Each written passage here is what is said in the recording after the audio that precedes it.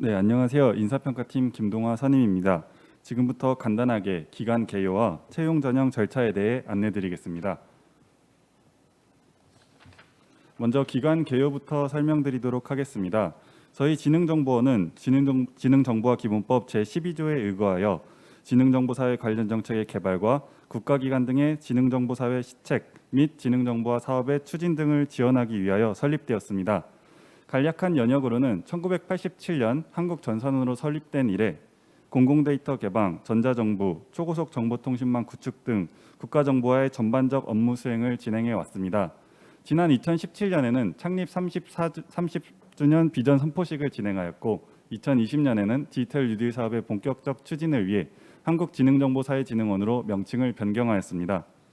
정규직은 404명이며 무기계약직은 298명으로 총 702명의 정원 규모를 갖고 있습니다. 그리고 2021년 예산은 1조 4,419억 원에 이르고 있습니다. 다음 청사 현황입니다. 저희 원은 대구에 본원이 위치하고 있으며 전체 정원의 90%가 근무하고 있습니다. 또한 대부분의 기능이 대구에 집중되어 있습니다. 다음 제주청사입니다. 제주청사는 서귀포 혁신도시에 위치하고 있으며 국제협력 등의 업무를 담당하고 있습니다. 다음은 서울청사입니다. 저희 원 서울청사는 광화문에 위치하고 있으며 통신중개 서비스와 국제협력의 일부 업무를 맡아서 진행하고 있습니다. 또한 서울청사에는 스마트 오피스가 구축되어 있어서 직원 여러분들이 자유롭게 근무할 수 있는 공간 또한 구축되어 있습니다. 이외에 저희 원은 전 세계 7개국의 파견관 제도를 운영하고 있고 또한 프랑스 OECD 본사의 파견관이 상주하고 있습니다.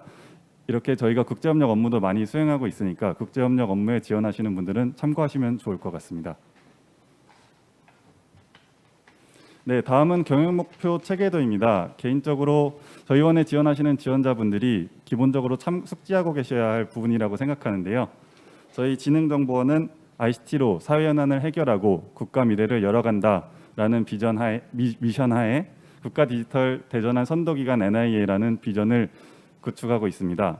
또한 도전, 전문성, 헌신 등의 세 가지 핵심 가치를 꼽고 있으며 4대 목표로는 DNA 플러스라는 슬로건을 사용하고 있습니다. 이 중에 D는 데이터의 D, 네트워크의 N, AI의 A를 사용하고 있으며 포용을 뜻하는 플러스 기호를 갖고 있습니다. 지원자분들께서는 이 DNA 플러스를 가장 많이 들어보셨을 텐데요. 해당 분야에서 수행하고 있는 사업 등에 대해서 자세히 파악하시면 지원하시는 데 큰 도움이 될 것 같습니다. 네, 다음은 채용 개요 설명드리겠습니다. 저희 채용 직군은 정규직 일반직입니다. 정규직 일반직의 경우 경영 일반 및 ICT 사업 관리 등의 직무를 수행하게 됩니다. 채용 규모는 공고에서 파악하실 수 있듯이 48명 규모로 채용을 하게 됩니다. 채용 분야는 총 6개로 구성되어 있는데요. 크게 3가지 카테고리로 나눌 수 있습니다.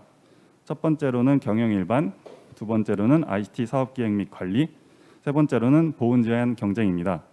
경영 일반 같은 경우는 경영 기획, 인사 관리, 총무 홍보, 회계 등의 업무를 수행하시게 되고요. ICT 사업 기획 및 관리의 경우 지능 데이터, 공공 데이터, 네트워크 인프라, 클라우드, ICT 융합, 정보 보안 등의 업무를 수행하고 있으며 추가로 ICT 정책, 디지털 포용, 글로벌 협력 등의 업무를 수행하시게 됩니다. 마지막으로 보훈 제한 경쟁의 경우 경영 기획, 지능 데이터, 공공 데이터, 지능형 인프라, ICT 정책 등의 업무를 수행하십니다. 따라서 본인이 지원하시는 분야의 강점을 어필하시는 것이 중요하다고 할 수 있겠습니다. 네, 다음으로는 신입사원 공통 자격 요건입니다. 신입사원분들은 학력, 연령, 전공, 성별, 경력 등에 관계없이 지원 가능하며 국가공무원법과 저희 원 인사규정의 임용 결격 사유에 해당되지 않는 자에 한해서 지원이 가능하십니다. 또한 해외여행의 결격 사유가 없어야 하며 채용 즉시 근무가 가능한 자에 한해서 지원이 가능합니다. 단 이전 직장 퇴사 처리로 인한 유예는 최대 1개월까지만 인정하는 점 참고하시기 바랍니다. 보훈 제한 경쟁 같은 경우는 화면을 참고해 주시면 되고 추가적으로 취업 지원 대상자 증명서 제출이 가능한 자에 한해서 지원이 가능합니다. 네, 다음은 채용 프로세스 안내 드리겠습니다. 먼저 서류 전형의 경우 자기소개서와 역량기술서 두 가지 분야로 나뉘게 되는데요. 이 중에 역량기술서는 공통과제와 분야별 과제로 다시 나뉘게 됩니다. 여기서 최종 합격자 수의 10배수 인원이 다음 전형으로 올라가게 됩니다. 다음 필기 전형은 탑sit, 소프트웨어 역량 검정 시험으로 치러지게 되는데요. 이 중에서 비즈니스 영역을 학습하시면 됩니다. 또한 인성검사가 병행해서 실시됩니다. 합격 기준은 필기시험 60점 이상 또는 6배수 합격으로 진행됩니다. 단 인성검사에서 최하위 등급을 맞으실 경우 필기 전형 점수와 관계없이 탈락될 수 있는 점 참고하시면 좋을 것 같습니다. 네, 다음은 1차 면접 전형입니다. 1차 면접 전형은 발표 면접으로 진행되는데요. 저희가 발표 자료 작성은 사전에 온라인으로 진행하게 됩니다. 그리고 제출한 자료를 토대로 대면으로 발표 면접을 진행하게 되는데요. 여기서는 이제 3배수가 다음 전형으로 올라가게 됩니다. 그리고 다음 2차 면접 전형으로 올라간 인원들은 임원 면접, 즉 다대다 면접을 실시하게 됩니다. 이 2차 면접 전형까지 진행한 이후에 최종 1배수가 합격하게 되고요. 추가로 0.5배수는 예비 합격자로 선정되게 됩니다. 이렇게 선정된 합격자는 비면직자 조회, 신원조사, 채용검진, 수습평가 등을 거쳐 최종적으로 저희 진흥정보원에 가족이 되게 됩니다. 네, 그러면은 전형별로 한번 자세히 알아보겠습니다. 다음은 서류 전형인데요. 서류 전형은 블라인드 채용 가이드라인을 기본적으로 준수하게 됩니다.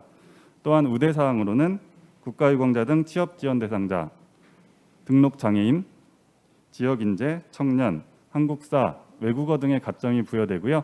이 중에서 국가유공자 등 취업 지원 대상자와 등록 장애인은 서류, 필기, 면접 세 가지 모든 분야에서 가산점을 부여받게 되는 점 참고하시기 바랍니다.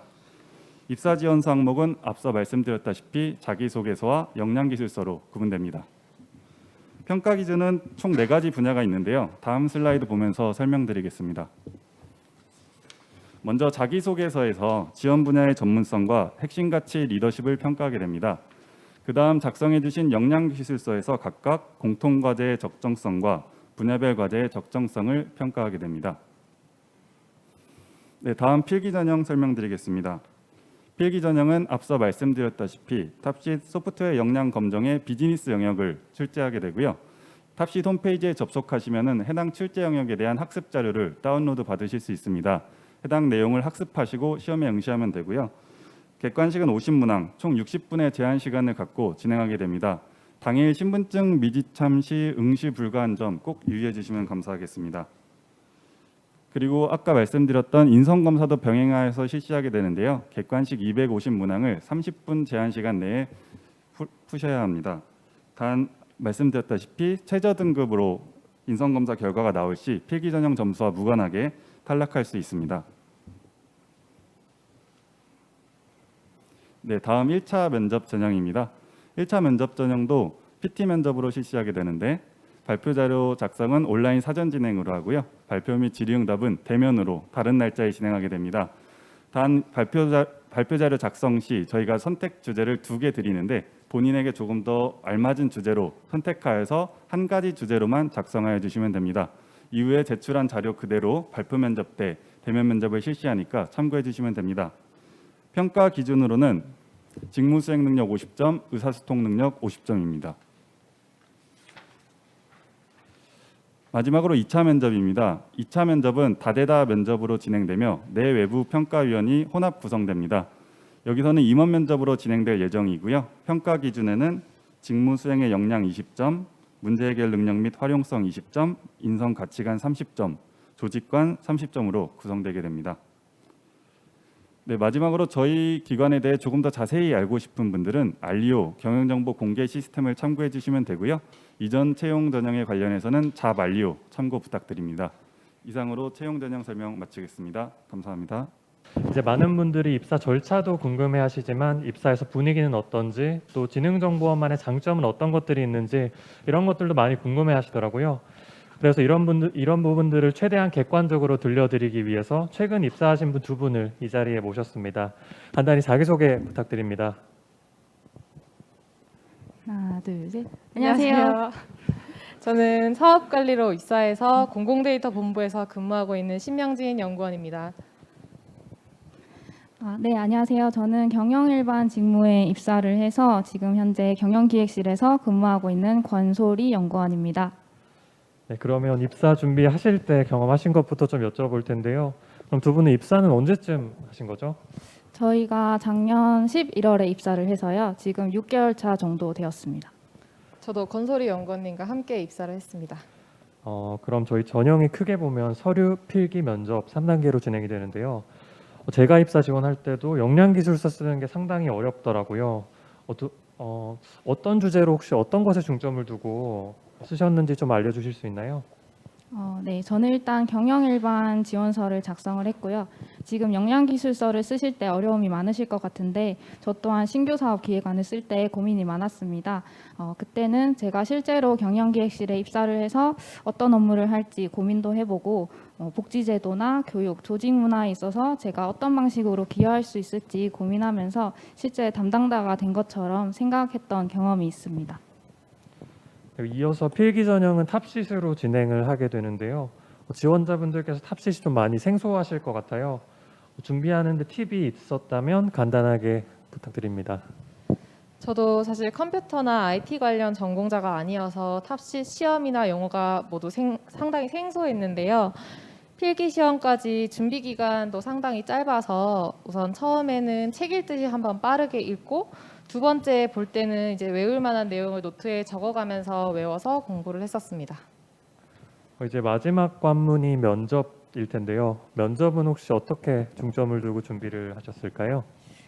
제가 1차 PT 면접 준비를 할 때는 질문을 사전에 알 수가 없어가지고 좀 여러 가지 방면에서 내용을 미리 고민했었습니다. 저희 원에서 내고 있는 보도 자료를 보면서 어떤 사업을 중점적으로 추진하고 있는지 또 기관이 어떤 핵심 가치를 가지고 나아가고 있는지 파악하려고 노력을 했고요.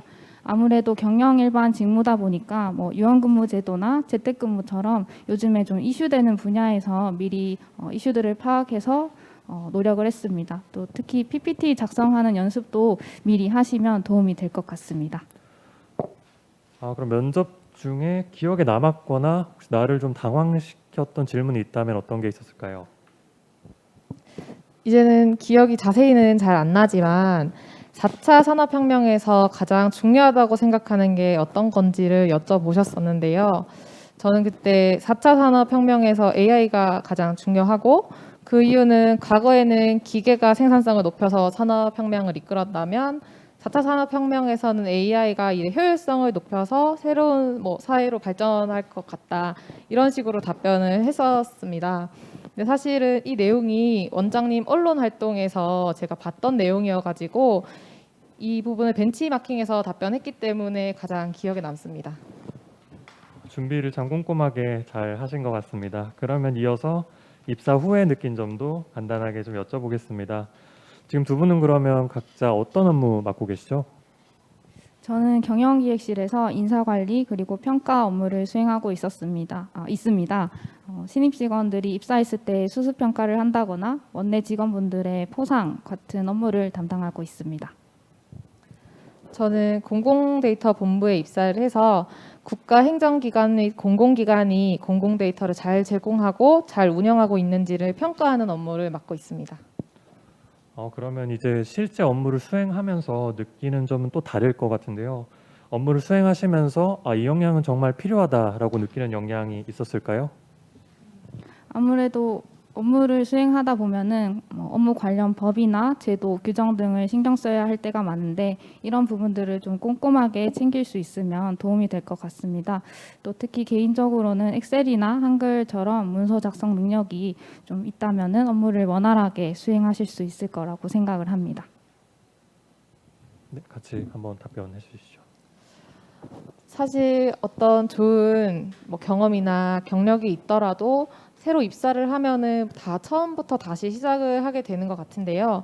그래서 저는 어떤 역량보다도 배우려는 열린 자세가 가장 중요하다고 생각합니다.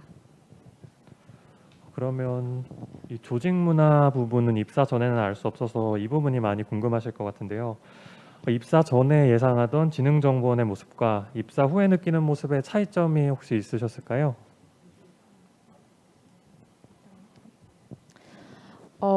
아무래도 공공기관이다 보니까 좀 딱딱하고 형식적인 분위기를 상상을 했었는데요.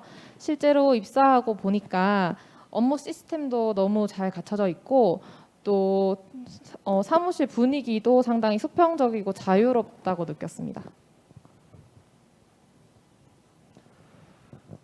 그러면 이제 이 부분도 많이 궁금하실 것 같은데 입사 후에 지능정보원의 가장 큰 장점을 각자 한 가지씩만 꼽아주신다면 어떤 게 있을까요? 저희 원내 장점이 워낙 많지만 굳이 하나만 고르라고 한다면은 저는 아무래도 직원분들이 유연하게 근무할 수 있는 제도나 환경이 잘 갖춰져 있는 게 가장 좋은 장점 같습니다. 예를 들면 유연근무제나 시차 출퇴근제도 같은 제도도 잘 갖춰져 있고 시간 단위 휴가를 쓸 수 있어서 제가 워라밸을 지키면서 업무를 수행하고 있습니다. 저는 원에서 근무하면서 저희 원이 직원들의 의견을 되게 적극적으로 수용한다고 많이 느꼈는데요.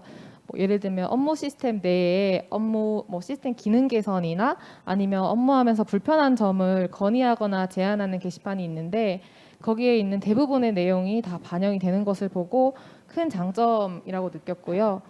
또 사업 추진하다 보면은 서울로 출장을 올 일이 되게 많은데 저희 그 광화문 청계광장 앞에 저희 서울 사무소에 스마트 워크센터가 있는데 상당히 잘 구축되어 있어서 되게 아무데나 편하게 잘 이용할 수 있어서 너무 좋고 또 스마트 워크센터는 출장이 아니더라도 서울, 대구, 제주에 언제든 좌석 예약만 하면 편리하게 이용을 할 수 있어서 그 부분이 다른 기관에 비해서 큰 장점이라고 느껴졌습니다. 네, 그러면 마지막으로 두 분께 지금 참석하고 계신 예비 가족분들에게 드리고 싶으신 말씀 간단하게 부탁드립니다. 일단 지금 지원서를 작성하시면서 어려운 부분이 많을 텐데요. 저희 지능정보사회진흥원이 정보화라는 기관 특성을 가지고 있지만 또 지원 직무를 잘 분석하셔서 본인의 경험을 지원 직무에 잘 적용하시면은 지원서를 잘 작성하실 수 있을 것 같습니다. 사실 저도 제가 이제 전공이 순수 자연과학 쪽이어서 입사할 때 가장 걱정했던 부분이 IT나 컴퓨터 관련 전공이 아닌데 제가 과연 입사할 수 있을까였는데요. 우선 제가 입사를 했으니 그런 걱정은 하지 말라고 전해주고 싶고요. 전문적인 경험이 아니더라도 지원하고자 하는 분야의 사업과 자신이 겪었던 경험의 공통점을 잘 살려서 어필하시면 분명 좋은 결과가 있을 것이라고 생각합니다. 채용 담당자가 직접 앞에서 답변 드리는 시간 갖도록 하겠습니다. 간단하게 자기소개 한번 부탁드리겠습니다. 네, 안녕하세요. 인사평가팀에서 채용 업무를 담당하고 있는 권민정 주임이라고 합니다. 네, 안녕하세요. 저는 인사평가팀에서 인사관리와 채용 지원을 담당하고 있는 백오은 연구원이라고 합니다. 네, 그럼 첫 번째 질문부터 전달 드리겠습니다. 저도 지원할 때 아마 이게 가장 궁금했었는데 경쟁률이죠. 이번 채용 경쟁률 어떻게 좀 예상하고 계신가요? 먼저 2020년 하반기 채용을 기준으로 경쟁률은 평균 65대 1이었고요. 이번 채용은 아무래도 작년보다 규모가 커졌고 그에 따라서 관심도가 굉장히 높아졌기 때문에 조금 더 높은 경쟁률을 보이지 않을까 생각하고 있습니다. 아마 이제 채용하는 인원이 늘어서 좀 경쟁률도 높아질 것 같다고 생각을 하신 것 같습니다. 그리고 이어서 앞에서도 나왔었던 질문인데 아마 지원자분들은 탑식 많이 생소하실 것 같아요. 그래서 인사 담당자 입장에서 좀 어떻게 준비하면 될지 방향 좀 알려주실 수 있나요? 네, 먼저 탑시드 홈페이지에 들어가시면 탑시드 에센스를 다운받으실 수 있는데요. 거기서 비즈니스 영역을 공부하시면 됩니다. 아무래도 시중에 문제집이 별도로 없다 보니까 공부하시기에 조금 생소하고 어려우실 수 있는데 그래도 탑시드 에센스로 공부를 하시면 아무래도 풀 수 있는 문제들로만 구성되어 있어서 어렵지 않게 푸실 수 있을 것 같습니다. 이어서 이제 인사 담당하시면서 면접 하시는 것도 많이 보셨을 것 같은데 생각하시기에 자주 출제되는 면접 질문들도 있나요? 기본적으로 자기소개나 지원 동기는 항상 준비를 해주셔야 되고요. 그리고 입사 후에 자기 계획이나 그리고 본인이 그 직무에 할 수 있는 본인의 강점이나 경쟁력도 준비해 주시면 좋을 것 같습니다. 그리고 저희 원에서 워낙 하는 사업이 많다 보니까 저희 원의 사업을 기준으로 공부를 하시고 출제되는 질문을 생각을 하셔서 그에 맞는 답변을 준비하시면 될 것 같습니다. 네. 그 앞서 신입 사원분들께도 여쭤봤는데 이제 현직자로 좀 그래도 기간을 가지고 근무하셨으니까 저희 지능정보원에서 내세울 만한 장점 한 가지씩 각자 좀 대답해 주실 수 있을까요? 먼저 저희가 2015년에 대구와 제주로 지방 이전을 했기 때문에 아직 서울과 세종으로 출장이 굉장히 많은 편인데요. 하루에도 본원의 인원의 50% 이상이 출장을 가는 경우가 많기 때문에 보다 활동적으로 업무를 하고 싶으신 분들에게 이점이 되실 것 같습니다. 그리고 또한 자격 요건을 가진 사람에 대해서는 또 저희가 프랑스 OECD나 파라과이, 인도네시아 같은 전자정부 파견관 선발에도 지원을 하실 수 있으시고요. 또 CES 참관과 같은 해외 출장 기회도 가지실 수 있습니다. 저도 네. 그리고 커뮤니티를 살펴보니까 역량기술서가 어렵다는 의견이 상당히 많이 있어서 담당자 입장에서 자기소개서는 어떤 방향으로 좀 작성을 하면 좋을지 간단하게 의견 부탁드립니다. 저희는 입사 지원서를 정성적으로 평가를 하고 있기 때문에 평가위원분들이 굉장히 꼼꼼히 검토를 하고 계십니다. 그래서 본인의 지원 분야 직무와 그런 우리원의 사업에 대해서 조금 충분히 숙지를 하시고 그에 따라서 자신의 경험을 잘 작성하시는 게 도움이 되실 것 같은데요. 그리고 교육사항과 경력, 경험사항도 성실히 작성해 주시는 게 중요할 것 같습니다. 특히 역량기술서 같은 경우는 저희가 지원자가 어떤 사회 현안을 어떤 과정으로 해결을 하는지 또 논리적 타당성에 대해서 평가를 하고 있기 때문에 이러한 부분에서 자유롭게 아이디어를 개진하라는 의미에서 최대 4,000자를 두고 있기 때문에 이 부분 성실히 작성을 하시면 아마 좋은 결과를 얻으실 수 있으실 것 같고요. 또 이런 아이디어에 대해서 유출이 되지는 않는가 이런 걱정을 하시는 경우도 많으신데 작성 내용은 평가 후에 파기되기 때문에 이 부분은 걱정하지 않으셔도 될 것 같습니다. 네. 그리고 이런 질문도 올라와 있는데요. 아직 졸업을 못했는데 하반기 채용 계획에서 궁금하신 분이 있으신 것 같아요. 간단하게 답변 부탁드립니다. 저희 하반기에는 육아휴직 대체계약직, 체험형 청년 인턴 그리고 나머지 정규직 추가 결혼 채용이 있을 예정이고요.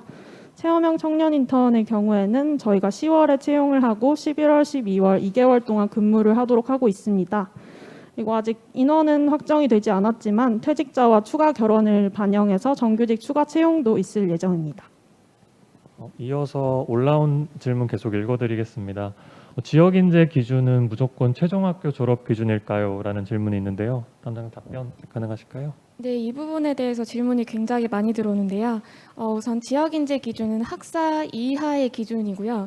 그리고 대학교 졸업자나 대학교 졸업 예정자인 경우에는 대학교 기준, 그리고 고등학교 졸업자의 기준으로는 고등학교 기준으로 생각을 하시면 됩니다. 그래서 이전 지역 인재 같은 경우에는 대구, 경북, 제주 기준으로 학교가 위치한 경우에는 2점이 들어가게 되고요. 이전 지역과 수도권을 제외한 부산이나 대전 같은 비수도권의 경우에는 비수도권 지역 인재 가점 1점이 들어가게 됩니다. 이어서 계속 전공 관련 질문을 많이 주고 계신데요. ICT 사업 기획 직무에는 주로 어떤 전공자들을 원하는지, 현재 어떤 전공자들이 근무하고 있는지 궁금해하시는데요. 답변 부탁드립니다. 현재 원내 직원 중 ICT 계열이랑 인문 계열은 반반 정도의 비율을 갖고 있고요. 일반적으로 지능정보사회진흥원을 들어보셨을 때 ICT 전공자가 많을 것 같다라고 선입견을 가지시는 경우가 많으신데 저희는 ICT 관련 프로젝트 사업 관리를 주로 하고 있기 때문에 이외에 경영학도나 통계학과 이런 분야, 자연과학이나 경상, 인문 계열 전공자들도 굉장히 많이 계시기 때문에 이런 ICT 관련 경험이나 지식을 갖고 계신 다른 타전공 지원자들도 모두 잘 업무를 수행하실 수 있으실 거라고 생각합니다. 네, 그리고 이어서 나온 질문은 글로벌 협력본부 지원자는 제주 근무인가요? 라는 질문인데요. 아무래도 저희 청사가 세 군데 있다 보니 순환근무 쪽도 많이 궁금해하시는 것 같아요. 간단하게 답변 부탁드립니다. 네, 우선 이번 채용에서는 글로벌 협력본부는 2명이 가게 되고요. 그리고 순환근무에 관련해서는 저희가 서울과 제주에 청사가 있는데 서울과 제주에서 청사간 순환근무가 가능합니다. 내부 기준에 따라서 지원을 하시고 선정이 되시면 일정 기간 동안 청사에서 근무하실 수 있습니다. 네, 그리고 이어서 필기 전형도 탑sit 관련 질문 주셨는데요. 탑sit은 주관식이 없나요? 라는 질문 답변 부탁드립니다. 네, 우리원 채용에서 진행되는 탑시대는 주관식이었고요. 객관식 50문항으로 구성되어 있습니다. 네, 이어서 채용 분야 관련 질문도 여러 올라와 있는데요. 5개 분야로 나뉘어져 있는데 원하는 직무가 있으면 특정 직무에 맞게 서류를 작성하는 게 맞을지 이 질문도 간단하게 답변 부탁드립니다. 저희가 여러 업무를 한 분야에 묶어서 채용을 하고 있는데 인프라, 융합, 클라우드 이렇게 있으면 본인이 희망하는 특정 직무에 대해서 쓰시면 됩니다. 네, 그리고 이어서 궁금하신 질문 계속 이어서 드리겠습니다. NIA는 직무별 전문성을 갖춘 인재를 채용하고자 하는 것으로 알고 있습니다. 비전공자 입사 이후에 좀 어떻게 역량을 갖춰 나갈 수 있을지 이 부분도 질문 주셨는데요. 혹시 간단하게 답변 가능하실까요? 복지제도나 이런 부분도 함께 답변해 주시면 좋을 것 같습니다. 비전공자의 경우에도 ICT 관련 역량을 쌓을 수 있는 경험들이 굉장히 많기 때문에 저희 원에서 진행하는 체험형 청년 인턴을 진행을 하셔도 좋을 것 같고요. 그리고 입사 후에는 저희가 또 교육과 관련해서는 원에서 많은 지원이 가능합니다. 그래서 저희 원에 입사를 하시면 전화 외국어를 또 저희 원에서 지원이 되고 직무교육 같은 경우에도 저희 원에서 지원이 됩니다. 그리고 경북대학교와 저희 원이 지금 계약학과가 맺어져 있어서 석사와 박사학위를 취득 가능하시기 때문에 입사 후에 이 점 참고해 주셔서 많이 지원해 주시면 될 것 같습니다.